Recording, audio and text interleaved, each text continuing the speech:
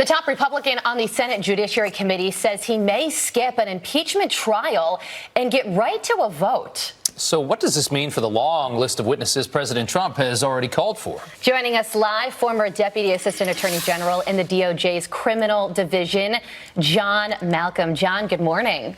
Good morning. Great to be with you. I wonder how the president is going to feel about this, because he's already said that he's wanted to call a number of witnesses to the Senate trial, including Hunter Biden, Joe Biden, the whistleblower Adam Schiff, Nancy Pelosi. So it almost sounds like he was looking forward to it. But now Lindsey Graham is saying, no, there's not going to be any trial. He wants to get this over and done with as quickly as possible. So is this a good idea?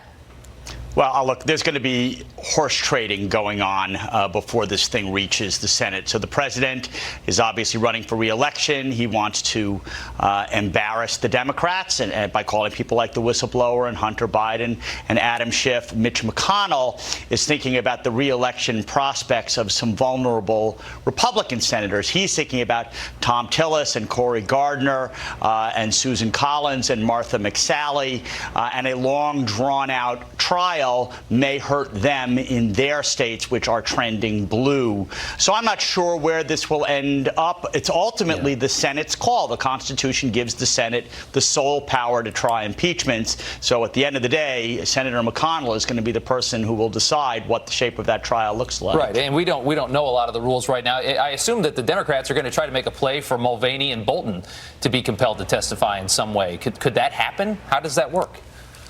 Yeah, well, it could happen. It would be a dangerous maneuver on their part, since they don't know what Mulvaney or Bolton are going to say.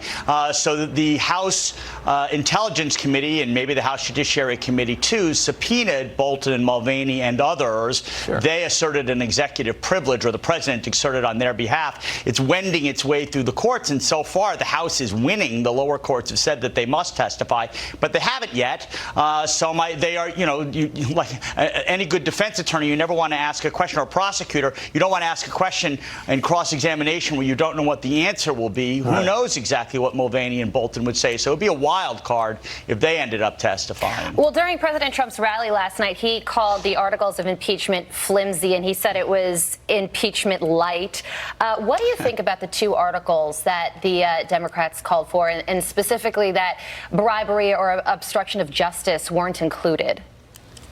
Well, so they have these two articles. The first is an abuse of power, and it's playing along what they've been talking about, that this was a quid pro quo and holding the threat of withholding aid over President Zelensky's head unless he announced an investigation against a political rival. This has played itself out, and I don't think is going to be going anywhere. There are lots of legitimate explanations for why the president did what he did.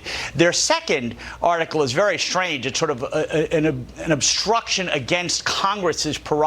And the article assumes that because Congress gets to decide impeachments, they can subpoena whoever they want to and whatever documents they want, and the president can't assert any kind of privilege, and he has to turn it all over. And if he doesn't, then that's an impeachable offense. And it's a very bizarre theory. I think it goes very, very far.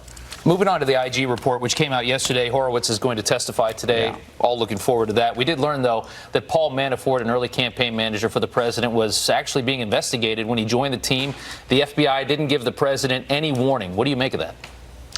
Well, the FBI could have given the president a defensive briefing about stuff going on within his campaign at many points. They could have done it when Manafort joined the team. They could have done it after George Papadopoulos allegedly told this Australian ambassador that the Russians had offered to assist the campaign. At any number of points, they could have gone to the campaign and said, look, these allegations are being made. You need to be watching out. We need to preserve the integrity of the election. Sure. But they chose not to do so. They chose to embark down the road of conducting a full-blown investigation against a major party candidate. And as the Horowitz report makes quite clear, they did so in a shockingly shoddy manner. Curious to hear what he has to say about that today. That will be interesting. John, thank you so much for your time. We do appreciate it.